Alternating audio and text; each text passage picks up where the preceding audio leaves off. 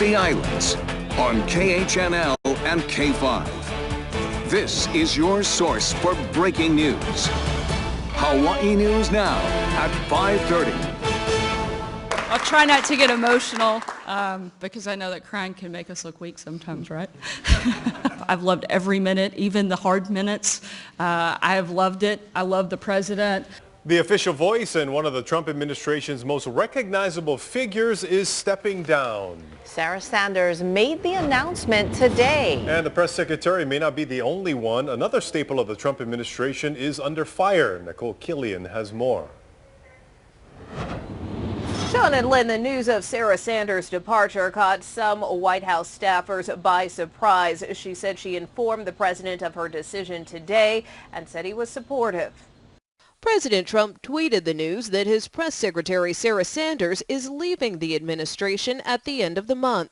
At a White House event, the president praised Sanders' work and said she will return to her home state of Arkansas. She's done an incredible job. We've been through a lot together, and she's tough, but she's good.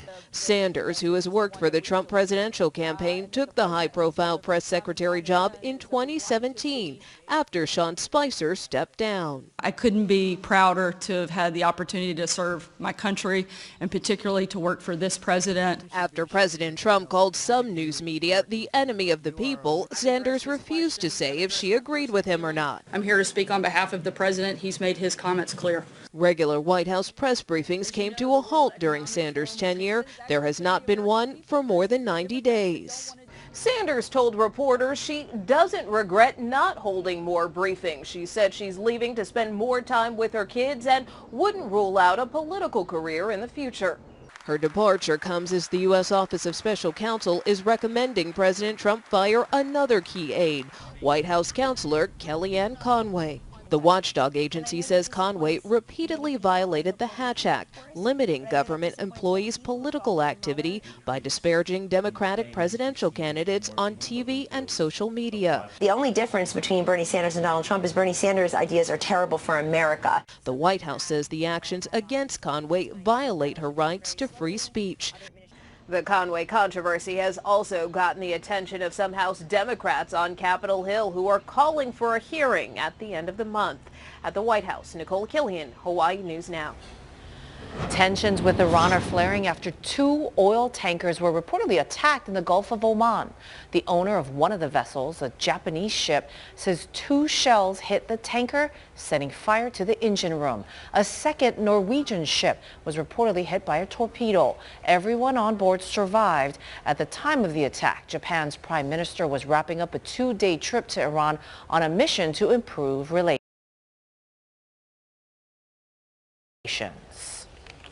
Taken as a whole, these unprovoked attacks present a clear threat to international peace and security. Iran is not going to come to the table from a position of weakness. They are going to want to come to the table when something is offered to them.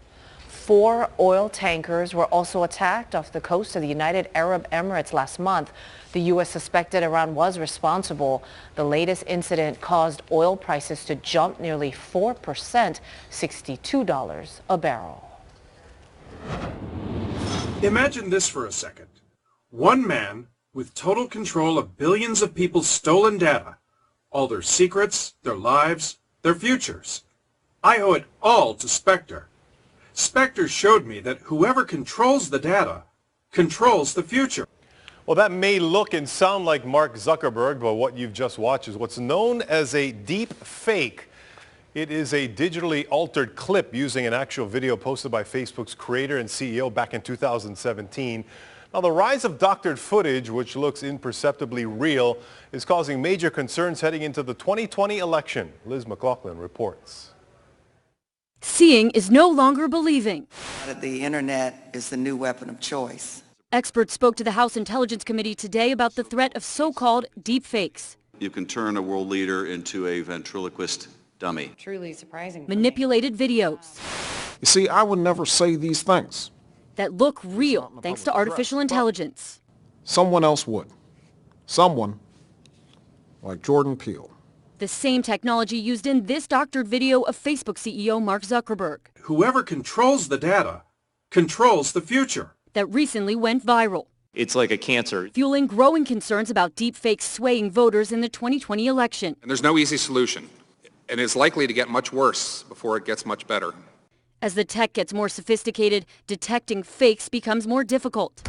And those with the skill to do it say they're outgunned. There's a lot more manipulators than there are detectors. Even after it's deemed a fake, researchers say the negative impression can remain. Lawmakers and tech companies must straddle the line between censoring protected speech and preventing misinformation. I don't think that we'll see any legislation around this. I think we do have to have a self-regulatory model, and we should expect more from the companies.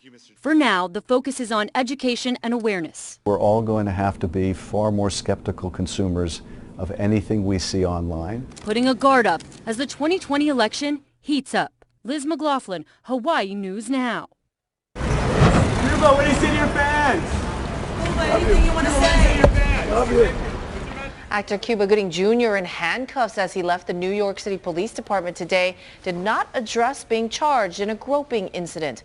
The Oscar winner surrendered to police amid allegations that he groped a woman at a rooftop bar. Gooding's lawyer says there's video proof he did nothing wrong.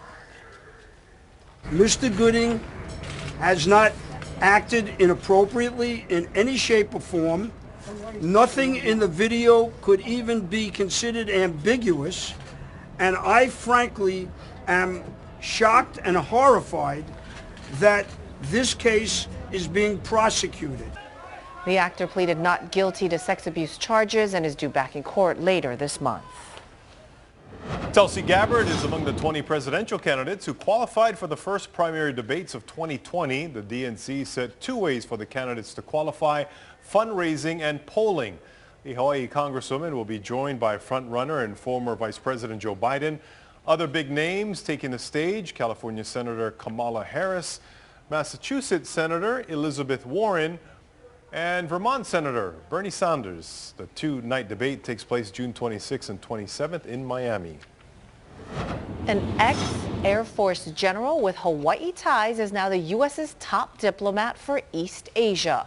The Senate confirmed David Stilwell as Assistant Secretary of State for East Asian and Public Affairs. President Trump announced his plans for the career fighter pilot about 8 months ago.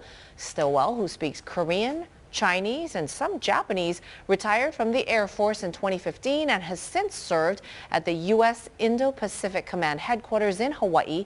He is also an adjunct senior fellow at UH's East-West Center. A 56-year-old man escaped a condo fire last night on Kauai that caused $20,000 in damage. It started about 9 o'clock at the Halilani Village condos in Puhi. Firefighters put it out in about an hour. No serious injuries were reported, and the cause was deemed accidental. A popular campground on Maui being shut down next week so crews can get rid of invasive Argentine ants. Thursday, the eradication efforts will be in the Holua backcountry area of Haleakala National Park. The ants prey on native species. Especially vulnerable is the endemic yellow-faced bee, a primary pollinator of the threatened silver sword. The campground will reopen the next day. Well, the trashy and sometimes smelly water at the Alawai Boat Harbor is a stubborn problem, especially after heavy rains. Now a Kauai businessman thinks sea bins can be part of the solution. Mahealani Richardson has a preview of what's coming up at 6.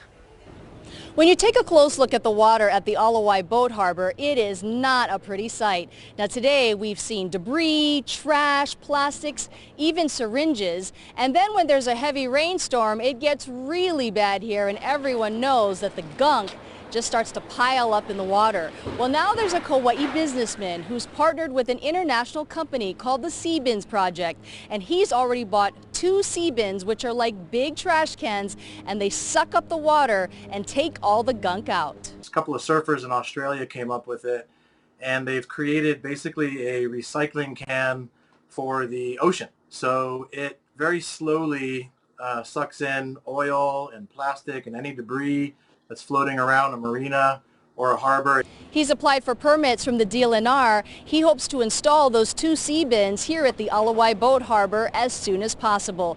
Meanwhile, there's folks who are by themselves just trying to help clean up the water. We'll have more on that story and on the Sea Bin Project on Hawaii News Now at 6 o'clock. I'm Mahealani Richardson. Former NBA stars giving back to the local community. We'll have that story coming up after the break. All right, thanks, Kainoa. Let's check out what things went on Wall Street today. After 2 days of drops, the Dow turned things around, finishing up more than 100 points. NASDAQ also finished up, gaining 44, and the S&P 500 closed 11 points higher.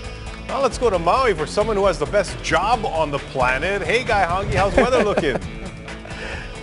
The weather's looking good, Sean. The winds are picking up right on schedule, also picking up the South Shore swell. We'll have all the details coming up in just a few minutes. See something you want to share with Hawaii News Now? Post it on social media using the